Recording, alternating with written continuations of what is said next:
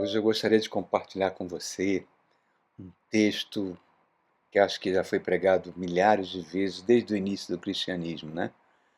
É um texto magnífico que está no Evangelho de São João, quando o Senhor Jesus vai curar um paralítico que estava há 38 anos paralítico.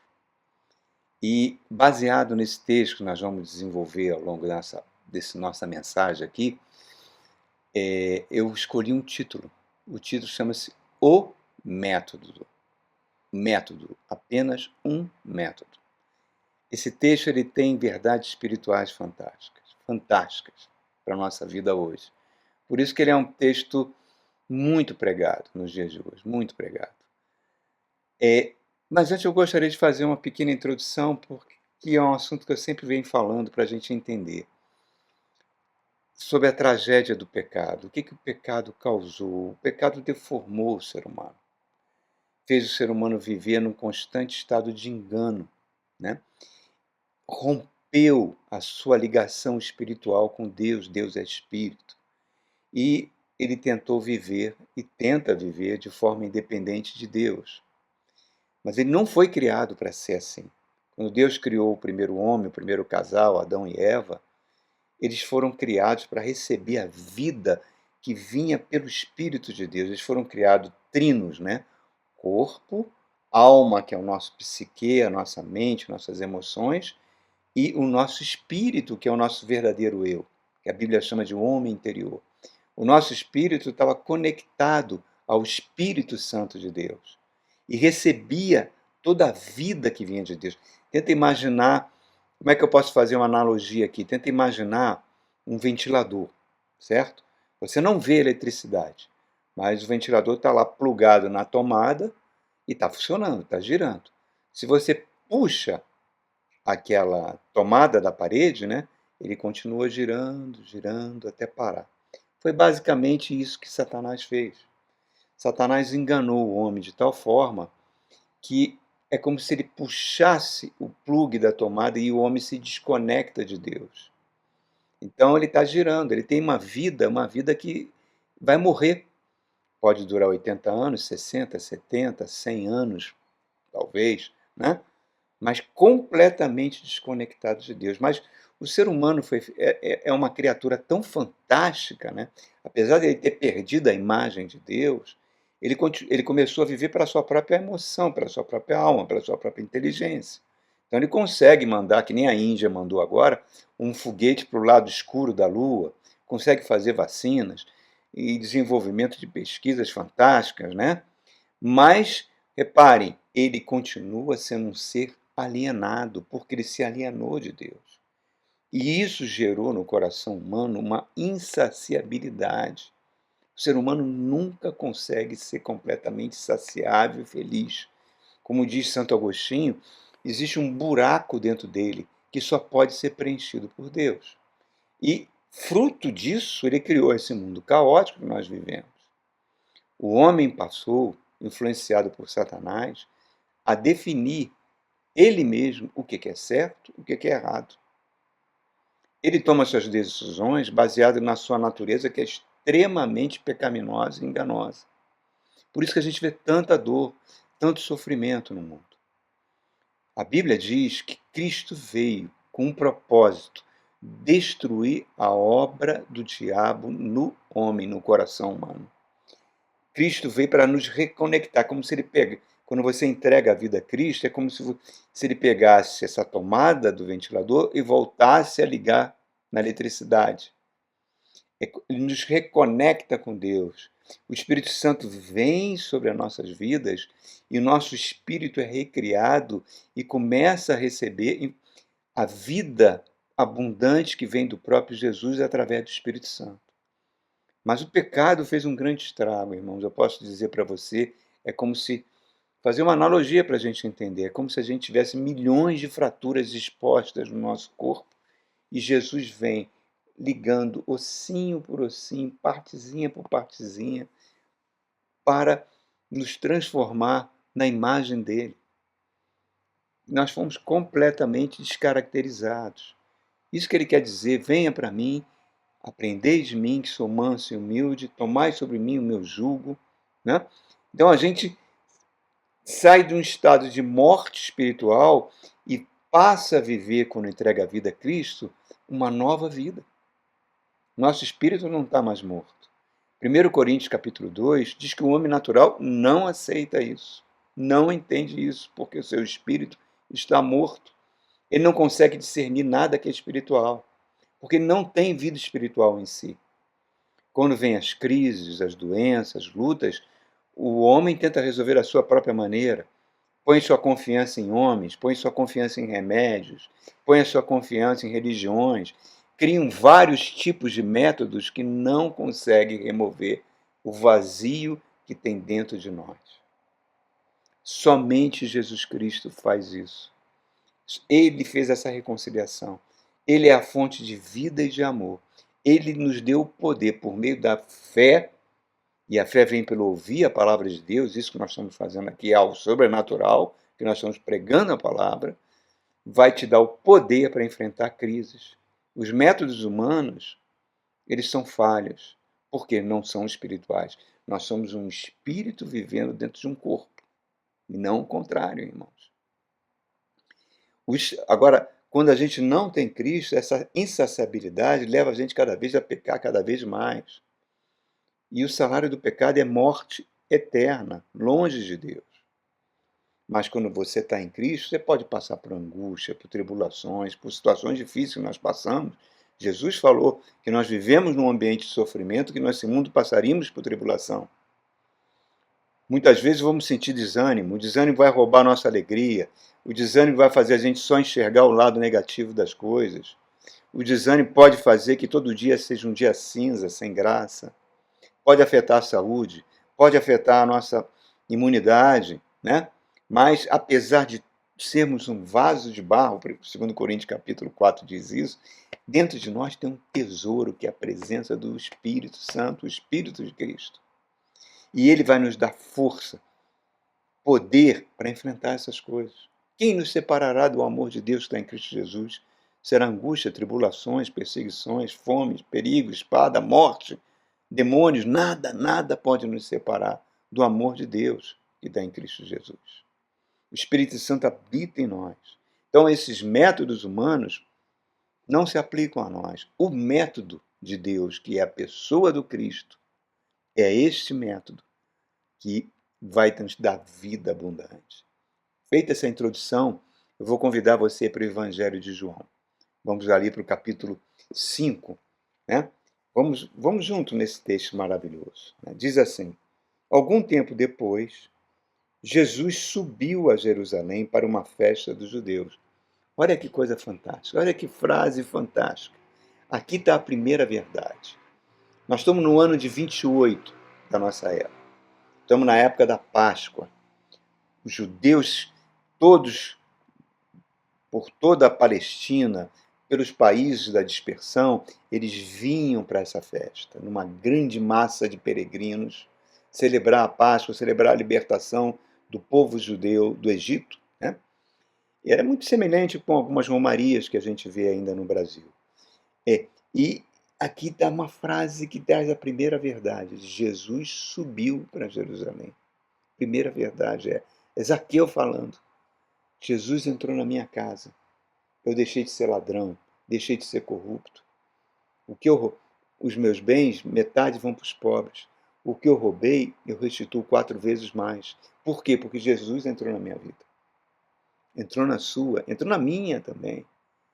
Há 32 anos eu estava com um casamento por um filho, irmãos. A vida profissional era um fracasso só. Eu tinha uma, uma, como é que eu posso dizer para você, uma doença intestinal que não tinha cura, irmãos.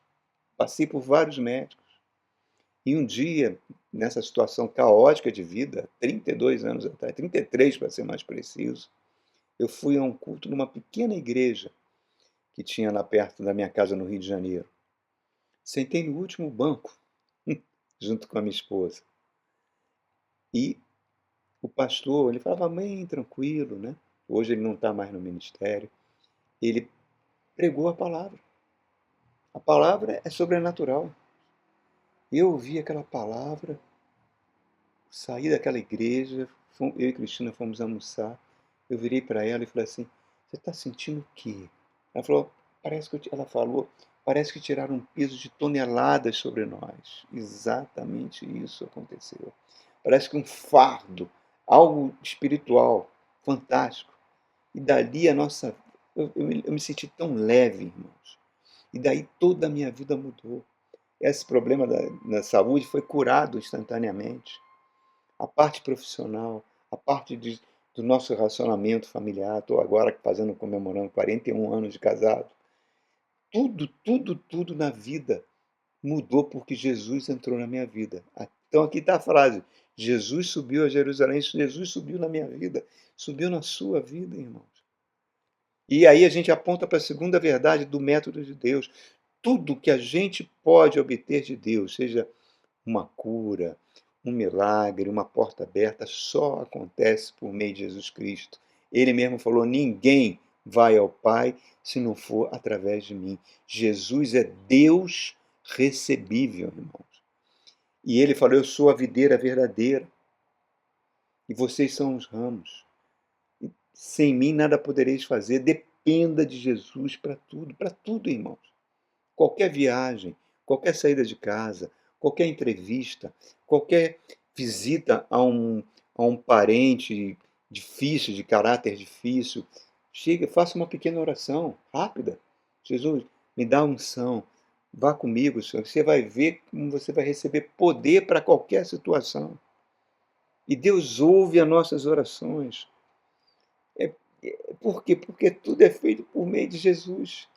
Ele é o vivo caminho, ele abriu, pelo seu sangue, ele abriu o caminho até o trono do Pai.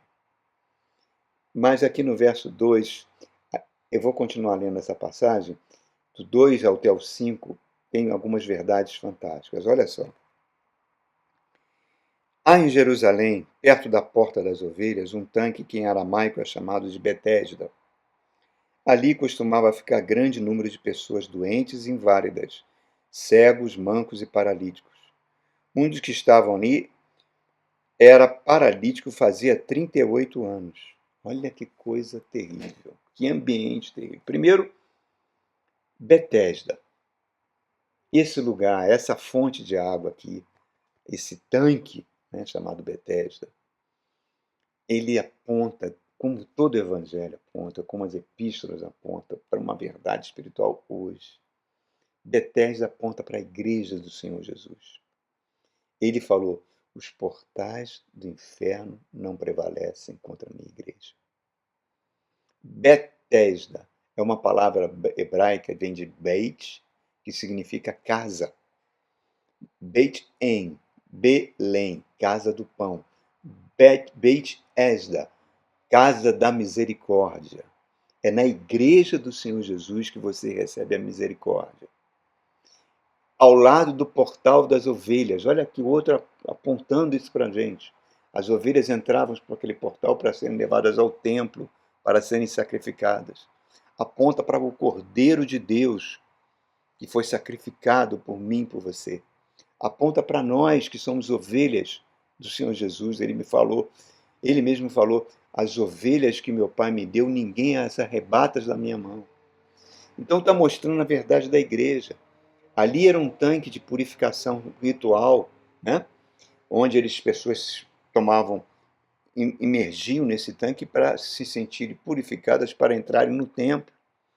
Aponta para a igreja, onde a palavra de Deus nos purifica, nos lava. É a provisão espiritual, é o alimento espiritual para nos dar força para enfrentar lutas, enfrentar provas. Turbina a nossa fé. A igreja é do Senhor Jesus. Os portais do inferno não conseguem entrar dentro da igreja. Nós estamos com a nossa igreja há 13 anos, passamos por várias dificuldades. Teve momentos até que eu falei: meu Deus, será que nós vamos continuar? E continuamos. Por quê? Porque é do Senhor Jesus, não é minha. Não é de outros pastores da igreja. É do Senhor Jesus. É Ele que abre e é Ele que fecha. A igreja é a Betesda. Agora repare, no verso 3 fala que tem uma multidão de cegos, aleijados e paralíticos, falando de doenças físicas, mas aponta para quê? Para o mundo que nós vivemos, irmão. O mundo é um lugar de pessoas paralisadas, é um lugar de pessoas cegas espiritualmente, aleijadas espirituais. É um mundo oprimido pelo diabo, vidas paralisadas, crises financeiras que nunca se acabam. Agora estamos vendo a Argentina tendo saques diários. O Japão, que é um país tão rico, está batendo recorde de suicídio na sua população. Israel, que é um país que sofreu na mão da extrema-direita nazista no Holocausto, tinha orgulho de ser uma democracia, agora nós estamos vendo uma radicalização tão grande que os políticos lá estão querendo fazer uma lei para colocar o judiciário debaixo das câmaras políticas. E o povo está indo para a rua gritar contra isso, irmãos.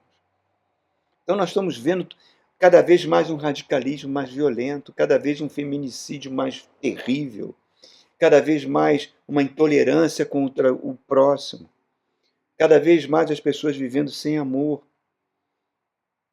Mas eu estou falando do mundo, mas também dentro de muitos lugares que se dizem igreja, multidões que vão ao culto de uma forma completamente equivocada, porque recebem um falso evangelho. Um evangelho que fica prometendo coisas como se Deus fosse um empregado nosso, um mordomo nosso, pronto a cumprir nossas ordens. Paralíticos e cegos espirituais. Aqui no verso 4 fala que esse homem ficou 38 anos. E a gente vê quantas, na vida de tantas pessoas, cujo sobrenatural não acontece. Porque baseiam a sua fé em falsas verdades, em falsas pregações, em falsas profecias. Correm atrás de um lado do outro de profeta, de unção. Trocam de igreja como se trocasse de camisa. Não tem compromisso com a sua igreja local. Então, essas pessoas têm a vida completamente paralisada, irmãos. Às vezes as pessoas esperam, como esse homem estava esperando, que as águas da piscina fossem agitadas por um anjo e ele entrasse ali. Nós vamos falar isso um pouquinho mais adiante. Esperando que essas coisas aconteçam na vida dela. Então, aí ficam avançando, aí de repente chega numa determinada igreja, que a igreja diz que ele tem que sacrificar. Aí a pessoa pega a sua poupança e o dinheiro que juntou com o trabalho, entrega todo na igreja, porque vai receber uma bênção. E depois a gente está vendo semanalmente, saem notícias na internet mostrando que o Poder Judiciário condena uma determinada grande denominação a devolver o dinheiro que foi tirado dessas pessoas, que os pastores já rodeavam e diziam que elas tinham que sacrificar. Irmãos, Jesus é o último sacrifício, você não precisa fazer sacrifício nenhum. Tudo isso são, assim como esse paralítico estava esperando ali que as águas do tanque fossem agitadas pelo anjo e ele pudesse descer, parece que a vida das pessoas é assim, irmão. Irmão, entenda, na vida espiritual não tem atalhos espirituais. Não tem. Jesus mesmo falou que o evangelho, a salvação é porta estreita, é caminho apertado. Mas a estrada para a perdição é muito larga. Então, se a gente passa por dor, passa por sofrimento, faz parte, irmãos, do nosso processo de crescimento. Aí lá na frente, às vezes, tem uma bênção, mas você vai passando por tantos mecanismos difíceis. E quando você chega lá na frente, aquela bênção já não é tão mais importante. O que foi importante foi os mecanismos dessas batalhas que você travou, que você foi cada vez mais fortalecido. Todos os santos passaram por isso. O apóstolo Paulo está preso lá em Cesareia, Jesus se materializa dentro da prisão. Olha que coisa fantástica. E chega para Paulo e fala: Paulo, quero que você vá para Roma pregar o evangelho. Oh, que bênção. Você pensa que ele foi num transatlântico de luxo? Não. Foi num naviozinho, se é que pode chamar aquilo de navio, um barco de madeira que pegou um rabo de furacão, o navio foi a pique e ele ficou náufrago. E quando chegou na ilha de Malta, ainda teve uma víbora fatal que mordeu ele. Depois ele chegou em Roma, chegou na condição de prisioneiro. E 8 anos depois ele vai ser decapitado para cumprir a vontade de Deus, irmãos. Para ele falava, para mim o morrer é lucro, o viver é Cristo. Galardão que esse homem deve ter, deve ser algo fantástico no céu. Então esse processo de espera no meio de lutas vai te dando poder, poder por meio da fé. Provérbios 16:32 fala, o homem que domina o seu espírito tem mais poder do que um guerreiro que toma a cidade. Então muitas vezes, irmão, nós temos que pisar no freio. Muitas vezes nós temos que parar, descansar em Deus, confiar nele e seguir uma direção que Deus está mostrando. Mas vamos ver o verso 5. Fala assim para a gente. Ó. Quando paralítico de 38 anos. Agora olha o verso 6. Quando viu aquele homem deitado, soube que ele vivia naquele estado durante tanto tempo, Jesus perguntou para ele, você quer curar? Ser curado? O paralítico falou, Senhor, eu não tenho ninguém que me ajude a entrar no tanque quando a água é agitada. Enquanto eu estou tentando entrar, outro chega antes de mim. Olha só que coisa fantástica. Verso 6. Quarta verdade do método. Nós nos acostumamos ao sofrimento. Olha que coisa terrível. Jesus perguntou para ele, você quer ser curado? Você quer ser curado? Repare que ele não falou quero. Ele falou o seguinte, não, olha, a água é agitada, eu sou um paralítico, não vem ninguém me pegar no colo, botar dentro da água para que eu seja curado. Mas por que Jesus perguntou isso? Por que Jesus perguntou ao cego Bartimeu, o que você quer que eu te faça? O homem é cego, será que Jesus não estava vendo que ele era cego? Por que Jesus, que é um grande perguntador, e as perguntas dele fazem a gente, vai lá no fundo da nossa alma, fazendo a gente refletir, por que ele faz essas perguntas? Sabe por quê, irmão? Porque muitas vezes a gente se acostuma tanto com o sofrimento, a gente desenvolve uma autopiedade, que a gente fica, quer que as pessoas sintam pena de você, porque quando você sente pena, você se sente amado. Olha só, irmãos, como é enganoso o coração humano. Eu me lembro, eu falo isso até de experiência própria, eu tinha uma crise de asmas terríveis na minha infância, terríveis, terríveis. E não existia os medicamentos que tem hoje, né? E a minha mãe era uma mulher muito de um coração magnífico, mas era uma paraibana do sertão, e ela era uma mulher assim meia dura, né? E quando eu ficava com asma, ela era toda atenciosa, toda carinhosa. Eu acho agora com 67 anos que muitas daquelas crises de asma eu tinha para receber o carinho dela. Olha que coisa terrível, irmão. Muitas vezes as pessoas são assim. As pessoas querem que você sinta pena. Tadinho, tadinho dele. Olha, é que nem aquele povo que sai do Egito, da terra da escravidão, e fica, ai, agora nós, que saudade dos ares do Egito, do tempo que nós éramos escravos. Exatamente isso, irmão, nós acabamos ficando escravos. A autopiedade é diabólica e nos escraviza. Sentir pena de nós mesmos, querer que as pessoas sintam pena de nós, isso é uma coisa tão diabólica, porque o Espírito Santo quer que a gente seja como águia, vá cada vez mais a patamares mais elevados, mas o diabo faz a gente ser, as pessoas que têm autopiedade, a ser uma galinha de Angola, dando milhozinho, preso numa gaiola, e dizendo, estou fraco, querendo que a pessoa tenha pena dela. As palavras do paralítico mostram isso. Senhor, ninguém está me pegando no colo, ninguém me bota nessa água. Repare, irmãos, a autopiedade é um obstáculo terrível, porque trava a nossa fé. E os anjos não podem nos ajudar. Eu me lembro da palavra que Davi disse para Salomão no leito de morte. Salomão, vem aqui. Eu vou morrer, eu vou ser recolhido, mas eu quero te dar um conselho. Sabe qual é o conselho? Seja homem. Isso significa não que ele tenha que ter muitas mulheres, não. Ser homem é um homem de caráter. Um homem que tem força em Deus para prosseguir. Um homem que respeita os seus semelhantes.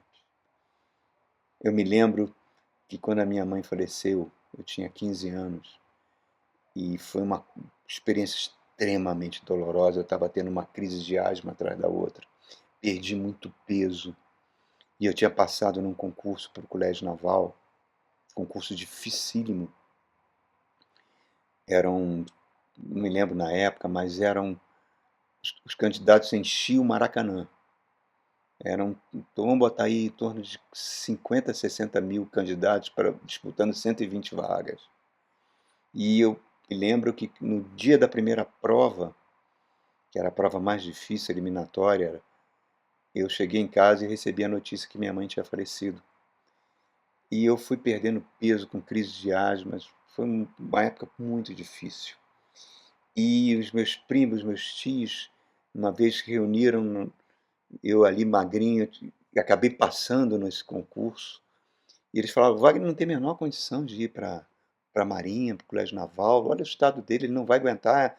E lá tem trotes, naquela época havia trote, hoje não tem mais, né? Mas vai ser muito difícil para ele. Ele não vai conseguir. E eu me lembro que eu tinha uma tia, tenho até hoje, que ela está viva. Ela me pegou pela mão, me levou no canto. Eu com 15 anos, acho que eu estava pesando 40 quilos, irmãos. Olha como é que eu estava. Ela olhou e falou: Wagner, ó, sua mãe morreu. Não existe nada que você possa fazer a respeito disso. Você tem asma. Não existe nada que você possa fazer a respeito disso. Então eu vou te dar um conselho. Engole essa asma e vai para a Marinha. E vai e peça força a Deus, que Deus vai te dar força para enfrentar tudo isso. E foi exatamente isso que aconteceu. Eu me lembro que há poucos anos atrás eu encontrei com ela, lembrei essa história, ela não se recordava mais. Mas Deus usou a boca dela para que eu não sentisse pena de mim mesmo, que eu usasse aquela deficiência que eu estava tendo da asma para me tornar cada vez mais perseverante e enfrentar as dificuldades. Porque senão, meu irmão, a gente fica com mente de gafanhoto. Lembra quando os 12 espias entraram na Terra Prometida, viram os gigantes? Fala, nós éramos gafanhotos perto dele. E Caleb falou: não, vamos lá, Deus nos deu eles. Deus, nós vamos vencê-los, Deus é conosco. Não acreditaram. Quase mataram Caleb, Josué e Moisés a pedradas. E Deus ficou tão zangado que mandou eles voltarem e aquela geração toda pereceu no deserto, porque o lugar de gafanhoto é no deserto, irmão. Então, irmãos, a autopiedade faz isso conosco. Mas vamos prosseguir no texto. 7-9 diz assim: disse o paralítico: Senhor, não tem ninguém que me ajude a entrar no tanque quando a água é agitada. Quando eu estou tentando, outros entram antes de mim. Aqui já tem uma verdade. Essa mentalidade de autopiedade faz muitas vezes que a bênção que era reservada para você vá para outra pessoa que tem fé. Jesus mesmo falou isso. Na parábola dos talentos, na parábola das minas, né? Então, você não enterre aquilo que Deus está te dando. Mas aí ele prossegue, né? Então Jesus lhe disse, falou para ele, e olha só, queridos, lá no verso 10, Jesus cura esse homem, depois nós vamos voltar para a cura. Acontece o seguinte: os fariseus veem aquele homem andando com a maca e perguntam para ele: vem cá, rapaz, hoje é sábado, você está andando com a sua maca? E ele fala: aquele homem que me curou mandou pegar minha maca e andar. E isso é uma verdade, irmão, porque quando Deus nos abençoa, atrai inveja, infelizmente atrai. Quando a tua vida avança, quando você começa a progredir em tantas coisas na vida que Deus está te abençoando, desperta inveja. Desperta inveja até na família. Então, irmãos, a gente tem que ter muito sabedoria. Não saia dando testemunho à torta direita, não. Sempre é o momento certo que você vai falar. Não saia. Eu, eu acho um absurdo as pessoas pegarem as suas bênçãos e colocarem no Instagram da vida, né? No Facebook. Olha aqui eu, num jantar maravilhoso, fazendo essa viagem maravilhosa. Para que faz isso, irmão? Só para despertar inveja das pessoas. E a inveja é a pior das macumbas, irmão. É pior das macumbas. Eu me lembro que tinha um ditado na Marinha que dizia: periquito que muito pia quer levar chumbo. Mas é uma verdade, irmão. Seja discreto. completamente discreto. Deus está te abençoando, guarda aquilo para você, compartilha a bênção com os seus familiares, mas fica na sua, irmãos. Isso é fundamental. E depois, olha só, lá no verso 11, Jesus chega para o homem e fala: pegue a sua maca, levante e ande. E o homem se viu curado, pegou a maca e avançou. No verso 11, Jesus fala uma palavra, uma advertência muito séria para ele. Fala assim, ó. Fala assim, mas Jesus tem um encontro com ele. Lá no verso 14 fala: olha, você está curado. Não volte a pecar, para que algo pior não lhe aconteça. Isso é tão comum, irmãos. Às vezes a gente vê um irmão ser abençoado e se esquecer que foi abençoado. E se esquecer de Deus. Até receber a bênção, ele estava lá na igreja, ele cantava, ele participava, ele trabalhava, orava, pedia ao Senhor aquela bênção, e queria passar naquele concurso, e às vezes não passava, tentava uma, duas, três vezes, não conseguia, mas estava ali tentando. Quando ele passa, né, o seu padrão de vida melhora tremendamente, daqui a pouco ele vai ficando vai rareando na igreja. Se torna uma pessoa crítica, acusadora. E cada vez mais ele vai se afastando de Deus. Daqui a pouco ele está saindo da igreja, vai trocando de igreja. Isso é muito perigoso, irmãos. Tá aí vários exemplos, até na mídia tem, né? Pessoas que estavam numa vida totalmente devassa, destruída e entregou a vida a Jesus. Teve uma até que virou pastora, mas a igreja depois teve um problema financeiro com a igreja, essa igreja tirou as finanças dela, uma loucura, né, irmãos? E essa pessoa saiu da igreja e hoje está levando uma vida completamente desestruturada, fazendo coisas piores. Sabe por que isso acontece, irmão? Porque, olha só, Jesus falou, você ouve a palavra, você entrega a vida a Cristo. Se tiver algum demônio atuando na sua vida, ele vai embora. Vai embora. Porque a palavra te purifica. E esse espírito fica procurando lugar, não encontra. Ele tenta voltar para a pessoa. Se encontrou a pessoa vazia, quer dizer, não cheia do Espírito Santo, não buscando a Deus, ele traz outros com ele e o estado daquela pessoa se torna pior.